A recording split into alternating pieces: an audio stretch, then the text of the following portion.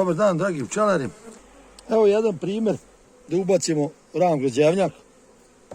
Sad ćemo ovu zajednicu pregledamo. Sad sam otvorio pa vidim da je odlična za primjer. Vidite kako ona bukti lepo na 6 ramova. Vidite ovdje da će ima zapreke, sad da se to odpre, mislim da jesu, ima nešto i novo. Ali to nas sad toliko ne interesuje, koliko nas interesuje ovaj ram, ko smo uvijek i pričali. Vidite koji je to fon pčela. Leglo je krenulo, vidite.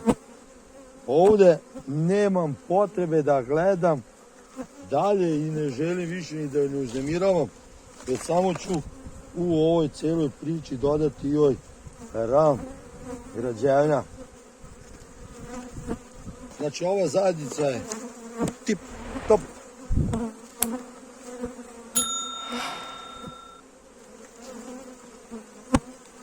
Mnogi me pitaju, kaže, zašto ne iskidam ove zaparke? Neću da iskidam, to su stepenice da idu za medište.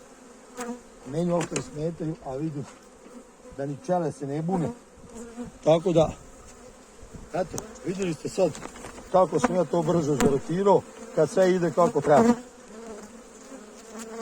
Sad imamo 7 ramova, imamo 10 su digli gore, znači medište je tu, čekamo da kažemo voćnu pašu ako bude bilo još nešto, ako ne idemo na uljenu repicu, zatim na bagnem kao što smo rekli.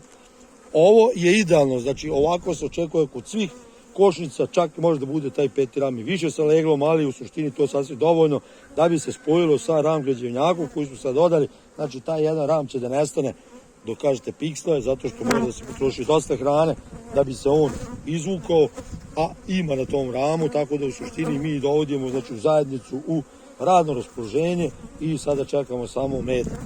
Svako dobro.